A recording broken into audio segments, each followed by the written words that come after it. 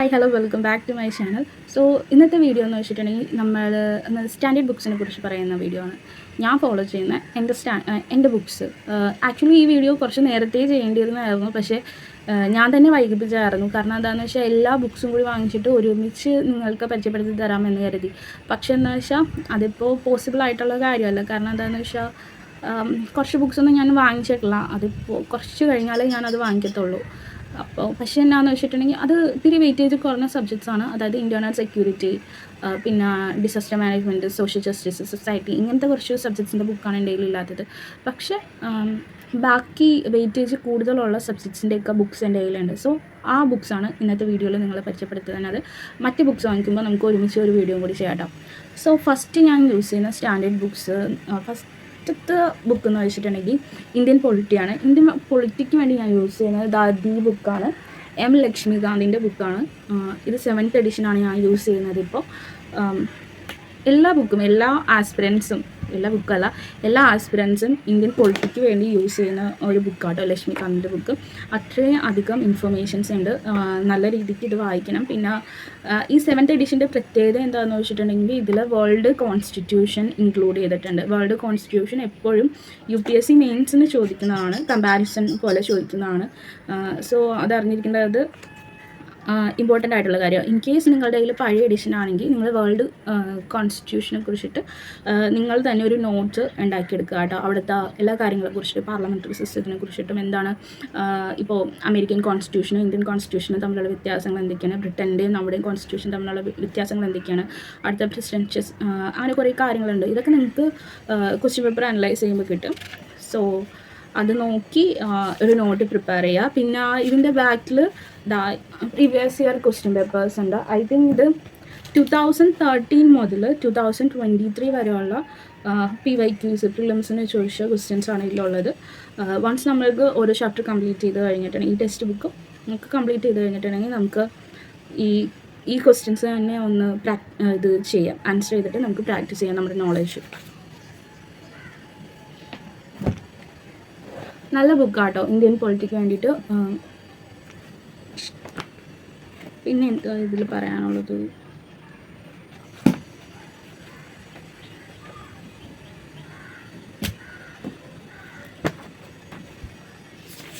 പിന്നെ Indian politic എൻ്റെ അടുത്ത്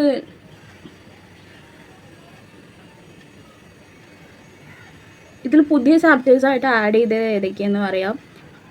കൺസെപ്റ്റ് ഓഫ് കോൺസ്റ്റിറ്റ്യൂഷൻ ഉണ്ട്, പിന്നെ കൺസ്യൂമർ കമ്മീഷൻ ഉണ്ട്, കോൺസ്റ്റിറ്റ്യൂഷണൽ പ്രിസ്ക്രിപ്ഷൻസ് ഉണ്ട്, നാഷണൽ കമ്മീഷൻ ഫോർ വുമൺ ഉണ്ട്, national commission for protection of child right ഉണ്ട്, നാഷണൽ കമ്മീഷൻ ഫോർ മൈനോറിറ്റി ഉണ്ട്, പിന്നെ ബാർ കൗൺസിൽ ഓഫ് ഇന്ത്യ ഉണ്ട്. അപ്പോൾ റീസെൻ്റായിട്ട് കുറച്ച് നോക്കുകയാണെങ്കിൽ, ഐ തിങ്ക് ഒരു 2022 പേപ്പർ നോക്കുകയാണെങ്കിൽ UPSC മറ്റേ അഡ്വക്കേറ്റിനെ കുറിച്ചിട്ട്, ബാർ കൗൺസിലിനെ കുറിച്ചിട്ടൊക്കെ ചോദിച്ചിട്ടുണ്ട്. സോ ഇവർ ഈ ടെക്സ്റ്റ് ബുക്കിൽ bar council of India add ചെയ്തിട്ടുണ്ട്, പിന്നെ law commission of India add ചെയ്തിട്ടുണ്ട്, പിന്നെ delimitation commission of India, landmark judgement and their impact, പിന്നെ important doctrine of constitutional interpretation, പിന്നെ വേൾഡ് കോൺസ്റ്റിറ്റ്യൂഷൻ. ഇത്രയാണ് പുതിയ ചാപ്റ്റേഴ്സായിട്ട് ഈ 7th എഡിഷനിൽ ആഡ് ചെയ്തേക്കുന്നവർ. സോ ഇത് ഞാൻ വാങ്ങിച്ചത് ഓൺലൈനായിട്ടാണ് വാങ്ങിച്ചത്. എനിക്കപ്പോൾ എത്രയോ 700 പ്ലസ് റുപ്പീസ് എന്തോ ആയി. ഞാൻ മിക്ക ബുക്കും വാങ്ങിക്കുന്നത് ഓൺലൈനായിട്ടാട്ടോ, ആമസോൺ ഓർ ഫ്ലിപ്കാർട്ട്, അത് എവിടെ നിന്നാണെന്ന് എനിക്കറിയത്തില്ല. പക്ഷേ ഈ രണ്ടിടത്തു നിന്നായിരിക്കും ഞാൻ വാങ്ങിക്കുന്നത്. പിന്നെ അടുത്ത ബുക്ക് എന്ന് വെച്ചിട്ടുണ്ടെങ്കിൽ എൻ്റെ CSATൻ്റെ ബുക്കാണ്. ഇത്രയ്ക്ക് കട്ടിയാണ്. CSATൻ്റെ ബുക്കാണ്. വൺസ് ഞാൻ CSATൻ്റെ ക്ലാസ്സൊക്കെ കഴിഞ്ഞിട്ട് ഞാൻ ഇതിൽ പ്രോബ്ലംസ് ചെയ്ത് നോക്കാറുണ്ട്. ഇത് അരിഹന്ത് പബ്ലിക്കേഷൻ്റെ ബുക്കാണ്. ഇത് വാങ്ങിച്ചപ്പോൾ എനിക്ക് എത്രയോ 600, കറക്റ്റ് വില എനിക്ക് ഓർമ്മയില്ല. ഇപ്പോൾ ചിലപ്പോൾ വിലയിലൊക്കെ വ്യത്യാസം വന്നിട്ടുണ്ടാകും. അന്ന് എനിക്ക് 600 പ്ലസ് എങ്ങാണ്ട് ആയിരുന്നു വാങ്ങിച്ച സമയത്ത്. ഇതിൽ പ്രീവിയസ് ഇയർ ക്വസ്റ്റ്യൻ പേപ്പേഴ്സ് ഉണ്ട്, അങ്ങനെ പ്രാക്ടീസ് ചെയ്യാൻ ഒരുപാട് പ്രോബ്ലംസ് ഉണ്ട്, അതിൻ്റെ എക്സ്പ്ലനേഷൻ കാര്യങ്ങളൊക്കെ നന്നായിട്ട് കൊടുത്തിട്ടുണ്ട്. നല്ല ബുക്കാട്ടോ. CSATന് വേണ്ടി നിങ്ങൾക്കൊരു ബുക്ക് ഫോളോ ചെയ്യണമെങ്കിൽ ഈ ബുക്ക് നിങ്ങൾക്ക് ഫോളോ ചെയ്യാം, നല്ലതാണ്.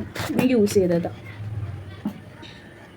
പിന്നെ 2020 മുതൽ 2023 വരെയുള്ള സോൾഡ് ക്വസ്റ്റ്യൻ പേപ്പേഴ്സും ഉണ്ട് ഇതിൻ്റെ ഉള്ളിൽ. അടുത്ത ബുക്ക് എന്ന് വെച്ചിട്ടുണ്ടെങ്കിൽ നമുക്ക് ഇന്ത്യൻ എക്കണോമിയുടെ ബുക്കാണ്.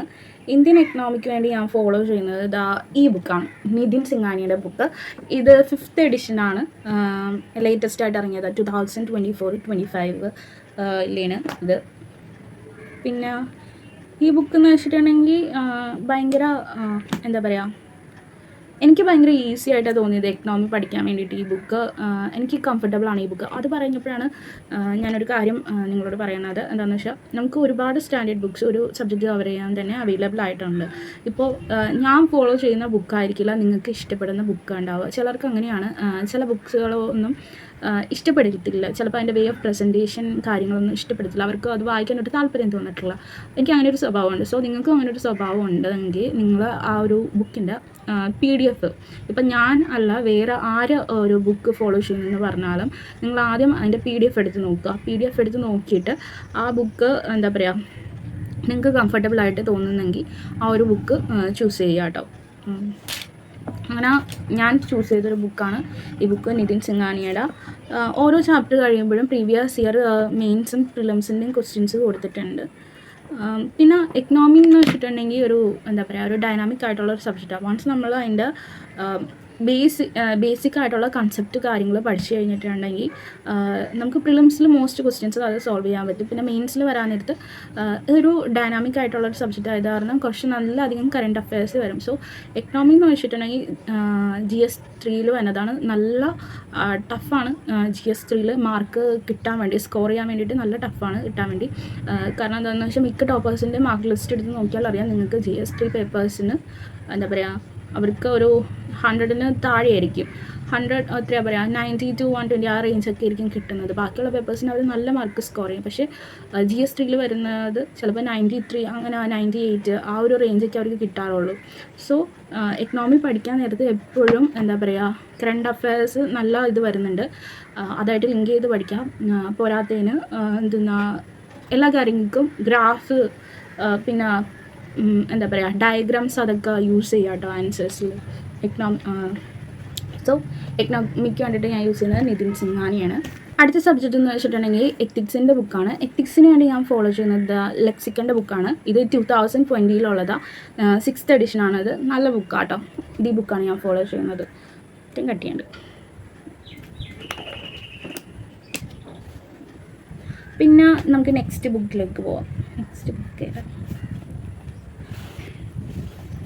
അടുത്തത് ഇന്ത്യൻ അഗ്രികൾച്ചർ എന്നുള്ള ബുക്കാണ്.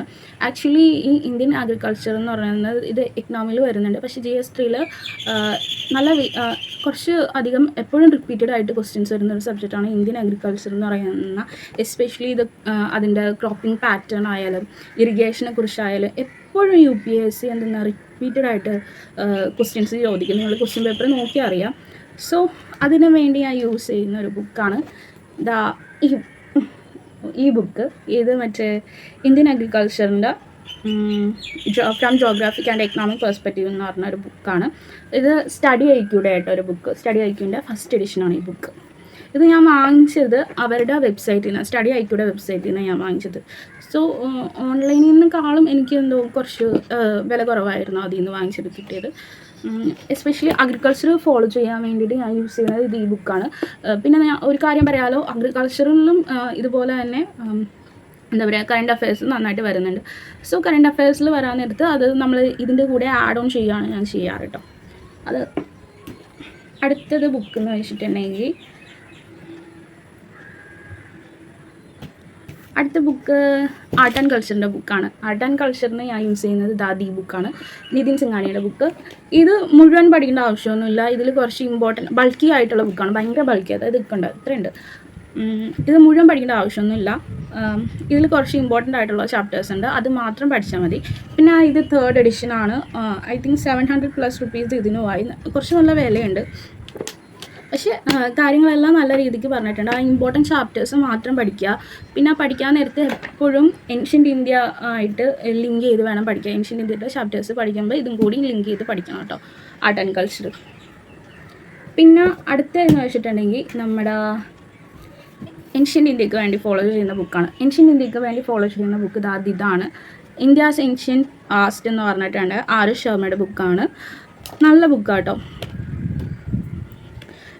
ഈ ഡിഫറൻസ് എന്താണെന്ന് വെച്ചിട്ടുണ്ടെങ്കിൽ ആക്ച്വലി എന്താ പറയുക നമ്മുടെ NCERT ഉണ്ടല്ലോ, NCERT 6% ഇതും 6%. പക്ഷേ ഡിഫറൻസ് എന്താണെന്ന് വെച്ചിട്ടുണ്ടെങ്കിൽ ചില കുറച്ചുകൂടി ഇൻഫർമേഷൻസ് ഇതിലാണ് കൂടുതലായിട്ട് എനിക്ക് തോന്നിയിട്ടുള്ളത്. ഞാൻ 2 ബുക്ക് വായിച്ചിട്ടുണ്ട്. NCERT വായിച്ചു, ഇതും വായിച്ചു. സോ ഞാൻ വായിച്ച രീതിയിൽ കൊണ്ട് പറയുകയാണ്. NCERT എന്ന് വെച്ചിട്ടുണ്ടെങ്കിൽ നമ്മൾ വായിക്കണം. NCERT എന്നുള്ള നമുക്ക് ഒരു ബേസ് കിട്ടും. പക്ഷേ എന്താ പറയുക, ഇത്രയും കൂടി ഡീറ്റെയിൽ ആയിട്ട് ഇതിൽ കൊടുത്തിട്ടുണ്ട്. സോ ആവശ്യമുള്ളവർക്ക് വാങ്ങിക്കാം. കുറേ ഇൻഫർമേഷൻസിനെ കുറിച്ച് ഇത്രയും കൂടി ഡീറ്റെയിൽഡ് ആയിട്ട് പറഞ്ഞിട്ടുണ്ട്. പിന്നെ മെഡീവൽ ഇന്ത്യയിലോട്ട് വരാൻ നേരത്ത് മെഡീവൽ ഇന്ത്യക്ക് വേണ്ടി ഞാൻ ഫോളോ ചെയ്യുന്നത് ഈ ബുക്കാണ്. ഇത് സതീഷ് ചന്ദ്രയുടെ ബുക്കാണ്.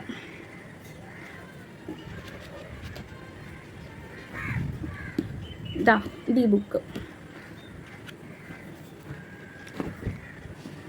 NCERT ഇമ്പോർട്ടൻ്റ് ആണ്. ഞാൻ ഒരിക്കലും NCERT എന്തെന്നാൽ സ്കിപ്പ് ചെയ്യാൻ പറയത്തില്ല. കാരണം എന്താണെന്ന് വെച്ചിട്ടുണ്ടെങ്കിൽ NCERT ആണ് നമ്മുടെ ബേസ് എന്ന് പറയുന്നത്. അത് വായിച്ചിട്ട് ഇതിലേക്ക് കടക്കാൻ നേരത്ത് നമുക്ക് കുറച്ചും കൂടി നന്നായിട്ട് എനിക്കങ്ങനെ തോന്നിയിട്ടുണ്ട്. ഇത്രയും കൂടി നല്ലതായിട്ട് തോന്നിയിട്ടുണ്ട്.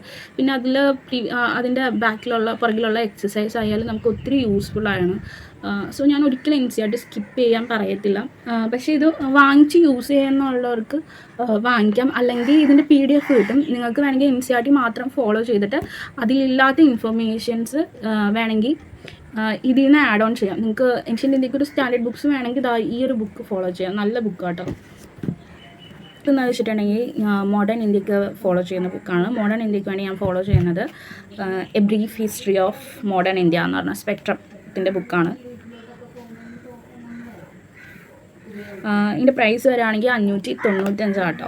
അപ്പോൾ ചിലർ എന്നോട് ചോദിച്ചിട്ടുണ്ടായിരുന്നു ഏത് ബുക്കാണ് ബെറ്റർ എന്ന് ചോദിച്ചിട്ടുണ്ടായിരുന്നു. ബിപിൻ ചന്ദ്ര ആണോ അല്ലെങ്കിൽ സ്പെക്ട്ര ആണോ ബെറ്റർ എന്ന് ചോദിച്ചിട്ടുണ്ടായിരുന്നു. സോ എൻ്റെ ഒരു ഒപ്പീനിയൻ പറയുകയാണെങ്കിൽ ബിപിൻ ചന്ദ്ര നല്ല ബുക്കല്ല എന്നല്ല ഞാൻ പറയുന്നത്.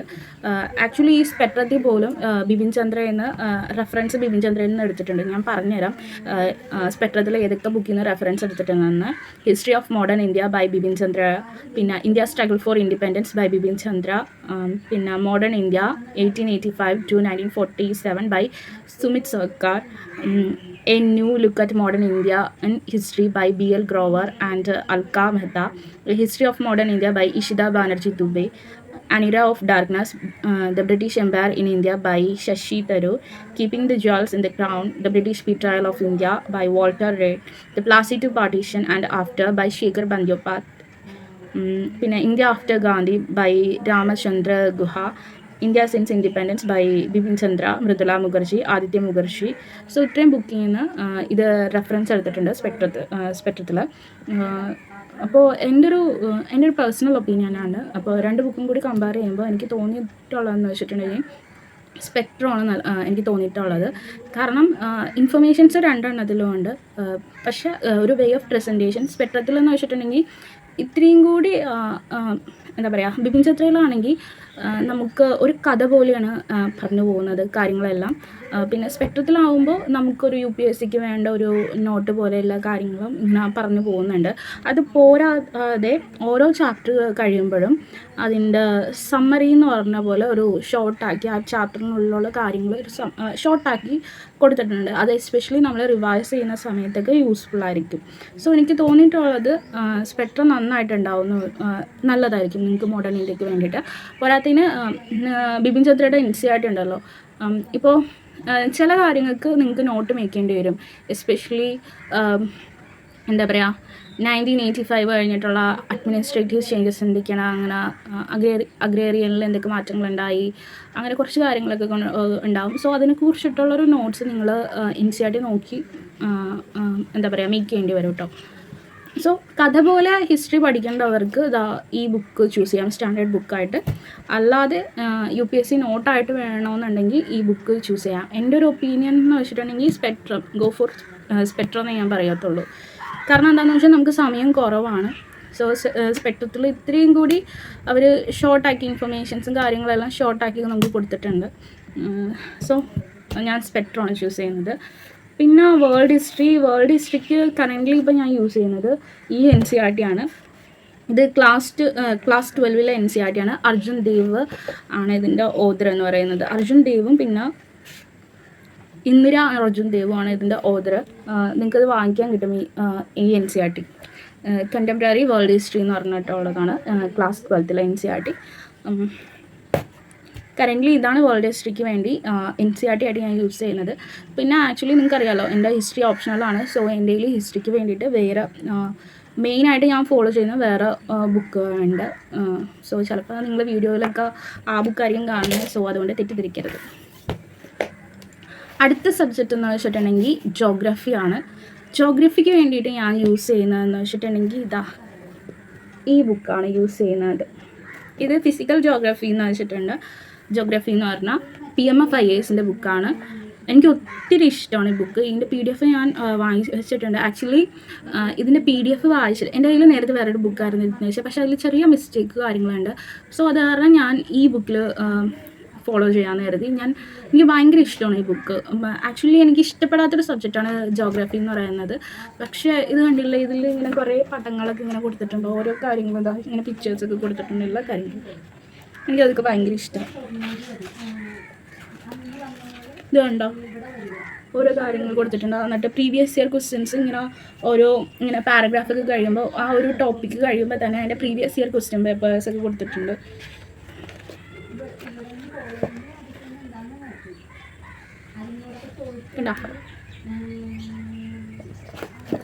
നല്ല ബുക്കാണ്, എനിക്കിഷ്ടമാണ് ഈ ബുക്ക് വായിക്കാൻ വേണ്ടിയിട്ട്.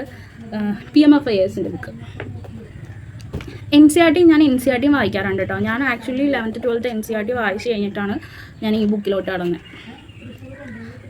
പിന്നെ ഉള്ളത് ജോഗ്രഫിയുടെ തന്നെ നമുക്ക് ഇന്ത്യൻ ജോഗ്രഫി കൂടി പഠിക്കണമല്ലോ. ഇന്ത്യൻ ജോഗ്രഫിയിൽ ഒരുപാട് കാര്യങ്ങളുണ്ട്. അതായത് ഇന്ത്യയിലെ മൗണ്ടെയ്ൻസിനെ കുറിച്ചിട്ട്, പിന്നെ നമ്മുടെ റിവേഴ്സിനെ കുറിച്ചിട്ട്, സോയിൽ ടൈപ്പിനെ കുറിച്ചിട്ട്, പിന്നെ നാച്ചുറൽ വെജിറ്റേഷനെ കുറിച്ചിട്ട്, അങ്ങനെ കുറേ കാര്യങ്ങൾ നമുക്ക് ഇന്ത്യൻ ജോഗ്രഫിയുടെ ഭാഗമായിട്ടും പഠിക്കാനുണ്ട്. സോ അതിന് ഞാൻ ഫോളോ ചെയ്യുന്നത് ഈ ബുക്കാട്ടോ, ഇന്ത്യൻ ഫിസിക്കൽ ജോഗ്രഫി എന്ന് പറഞ്ഞാൽ. ഇതും PMF IASൻ്റെ ബുക്കാണ്. ഈ ബുക്ക് ഞാൻ ഫോളോ ചെയ്യുന്നുണ്ട്. പിന്നെ PMF IASൻ്റെ ഒരു ബുക്ക് ഞാൻ വാങ്ങണമെന്ന് വിചാരിച്ചിട്ടുണ്ട്. അതെന്ന് വെച്ചിട്ടുണ്ടെങ്കിൽ ഹ്യൂമൻ ആൻഡ് എക്കണോമിക് ജോഗ്രഫി എന്ന് പറഞ്ഞാൽ PMF IASൻ്റെ ഒരു ബുക്കാണ്. അത് ഞാൻ വാങ്ങണമെന്ന് വിചാരിച്ചുകൊണ്ടിരിക്കണേണ്. ഇതും കാണിച്ചില്ലല്ലോ നിങ്ങൾക്ക്. ഇതിലും ഇതുപോലെ ഇങ്ങനെ പിക്ചേഴ്സായിട്ട് ഇങ്ങനെ ഓരോരോ കാര്യങ്ങൾ എക്സ്പ്ലെയിൻ ചെയ്തിട്ടുണ്ട്. നമുക്കിത് വേണമെങ്കിൽ ഇതൊക്കെ നമ്മുടെ ആൻസേഴ്സിൽ ഡ്രോ ചെയ്യാം, ഓരോരോ കാര്യങ്ങൾ. ഇത് കണ്ടോ, എനിക്കിങ്ങനെ ഭയങ്കര ഇഷ്ടമാണ് ഇങ്ങനെ പിക്ചേഴ്സായിട്ട് ഓരോരോ കാര്യങ്ങൾ ഇങ്ങനെ പറഞ്ഞു തരുന്നത്. എനിക്ക് ഒത്തിരി ഇഷ്ടമാണ്, നമുക്ക് മനസ്സിലാക്കാനും എളുപ്പമാണ്. ആൻഡ് ഏറ്റവും ലാസ്റ്റത്തെ ബുക്ക് എന്ന് വെച്ചിട്ടുണ്ടെങ്കിൽ എൻവയോൺമെൻറ്റ് ബുക്കാണ്. അപ്പോൾ എൻവയോൺമെൻറ്റിന് വേണ്ടി ഞാൻ യൂസ് ചെയ്യുന്നത് PMF IASൻ്റെ ബുക്കാണ്. കറൻ്റ്ലി ആ ബുക്ക് എൻ്റെ കയ്യിലില്ല, ഞാനത് പർച്ചേസ് ചെയ്തിട്ടില്ല. ഞാൻ അതിൻ്റെ PDF ആണ് നോക്കിക്കൊണ്ടിരിക്കുന്നത്. ആർക്കെങ്കിലും അതിൻ്റെ PDF വേണമെങ്കിൽ എന്നോട് പറഞ്ഞാൽ മതി, എനിക്ക് മെയിൽ ചെയ്താൽ മതി, ഞാനത് സെൻഡ് ചെയ്ത് തരാം കേട്ടോ. പിന്നെ എന്താണെന്ന് വെച്ചിട്ടുണ്ടെങ്കിൽ നല്ല ബുക്കാണ് PMF IASൻ്റെ. ആക്ച്വലി ഞാൻ നേരത്തെ വേറൊരു ബുക്കാണ് യൂസ് ചെയ്തുകൊണ്ടിരിക്കുന്നത്, പക്ഷേ അതിൽ കുറച്ച് മിസ്റ്റേക്കും കാര്യങ്ങളൊക്കെ ഉണ്ട്. സോ എനിക്ക് അതിനു മുമ്പ് തന്നെ ഞാൻ PMFൻ്റെ PDF വായിച്ചിട്ടുണ്ടായിരുന്നു. സോ എനിക്ക് PMFൻ്റെ PDF ഇതിൽ മിസ്റ്റേക്ക് ഉള്ള കാരണം പിന്നെ ഞാൻ ആ ഒരു ബുക്കിൽ റിലൈസ് ചെയ്തില്ല. സോ PMF IAS ആണ് എൻ്റെ എൻവയോൺമെൻറ്റിന് വേണ്ടിയിട്ടുള്ള ചോയ്സ്. പിന്നെ ഏറ്റവും ഇമ്പോർട്ടൻ്റ് ആയിട്ടുള്ള ബുക്ക് എന്ന് വെച്ചിട്ടുണ്ടെങ്കിൽ അറ്റ്ലസ് ആണ്. അറ്റ്ലസ് ഭയങ്കര ഇമ്പോർട്ടൻ്റ് ആണ്. സ്പെഷ്യലി നിങ്ങൾ ജോഗ്രഫി ഒക്കെ പഠിക്കാൻ നേരത്ത് ഭയങ്കര ഇമ്പോർട്ടൻ്റ് ആയിട്ടുള്ളൊരു സംഭവമാണ് അറ്റ്ലസ് എന്ന് പറയുന്നത്. ഇവിടെ ഞാൻ യൂസ് ചെയ്തേക്കുന്നത് ഓക്സ്ഫോർഡിൻ്റെ സ്റ്റുഡൻറ്റ് അറ്റ്ലസ് ആണ്. ഇത് 3rd എഡിഷൻ ആട്ടോ. പിന്നെ ഇതിൻ്റെ കയ്യിൽ ഇങ്ങനെ കുറേ പേജസ്. ഞാൻ ഇന്ത്യയിലെ മാപ്പൊക്കെ നോക്കി വരക്കാൻ പഠിച്ചത്. ആക്ച്വലി ഇതൊക്കെ ആദ്യം ട്രേസ് എടുത്തിട്ട് പിന്നെ അതിൻ്റെ പുറത്ത് കൂടി അങ്ങനെ വരച്ചായിരുന്നു പഠിച്ചുകൊണ്ടിരുന്നത്. ആദ്യമൊക്കെ അങ്ങനെയായിരുന്നു ചെയ്തുകൊണ്ടിരുന്നത്. ഇത് കുഞ്ഞു മാപ്പ്. പിന്നെ ഈ ഔട്ട്ലൈൻ മാത്രമായിട്ട് വരയ്ക്കാൻ വേണ്ടിയിട്ട് ഇതൊക്കെ യൂസ് ചെയ്തിട്ടുണ്ടായിരുന്നു. UPSC ആസ്പിരൻസിനെ സംബന്ധിച്ചിടത്തോളം മാപ്പിംഗ് ഭയങ്കര ഇമ്പോർട്ടൻ്റ് ആണ്. കാരണം മാപ്പിങ്ങിനെ കുറിച്ചിട്ട് നിങ്ങൾക്ക് പ്രിലിംസിൽ ക്വസ്റ്റ്യൻ ചോദിക്കും.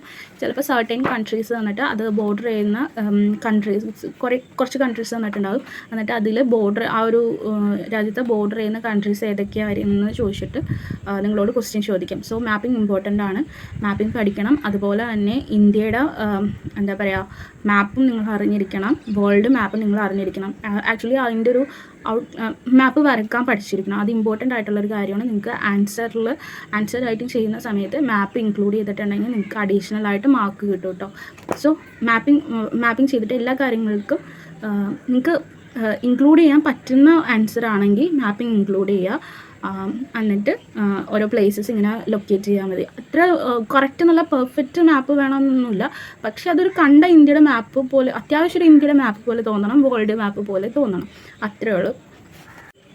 സോ ഇത്രയും ബുക്സാണ് ഞാൻ ഫോളോ ചെയ്യുന്നത്. ഇനിയും കുറച്ച് ബുക്സ് ഉണ്ട് നമുക്ക് വാങ്ങാൻ വേണ്ടിയിട്ട്. അതായത് എന്താ പറയുക, സൊസൈറ്റിയുടെ വാങ്ങാനുണ്ട്, സോഷ്യൽ ജസ്റ്റിസ്, ഗവർണൻസ്, ഇങ്ങനെ കുറച്ച് സബ്ജക്ട്സും കൂടിയുണ്ട്. സോ ഇതിൻ്റെയൊക്കെ ബുക്സ് നമുക്ക് വൈകാതെ തന്നെ വാങ്ങാം. എൻ്റെ പർച്ചേസിങ് ലിസ്റ്റിൽ കുറച്ച് ഉണ്ട്. അപ്പോൾ നമുക്കത് വാങ്ങിച്ചിട്ട് ഞാനത് നല്ലതാണോ എന്ന് നോക്കിയിട്ട് ഞാനത് നിങ്ങൾക്ക് പറഞ്ഞുതരാം കേട്ടോ. തൽക്കാലം ഈ ബുക്സ് നിങ്ങൾക്ക് വാങ്ങാൻ താല്പര്യമുണ്ടെങ്കിൽ ഈ ബുക്സ് എല്ലാം വാങ്ങിക്കുക. നല്ല ബുക്സാണ്. പിന്നെ ഇതിൻ്റെ PDF അവൈലബിൾ ആയിരിക്കും. PDF നോക്കിയിട്ട് മാത്രം നിങ്ങൾക്ക് ഇഷ്ടപ്പെട്ടാൽ മാത്രം ഈ ബുക്ക് വാങ്ങിക്കുക.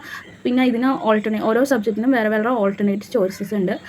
അപ്പോൾ അങ്ങനെ ഈ ബുക്ക് ഇഷ്ടപ്പെട്ടില്ല, വേറെ ഏതെങ്കിലും ബുക്ക് വേണം, വേറെ ഓൾട്ടർനേറ്റ് ചോയ്സ് വേണം എന്നുള്ളവർക്ക് ഞാൻ ആ ബുക്കും പറഞ്ഞുതരാം. പക്ഷേ നിങ്ങൾ എന്താ പറയുക, അതിൻ്റെ PDF നോക്കിയിട്ട് മാത്രം വാങ്ങിക്കുക.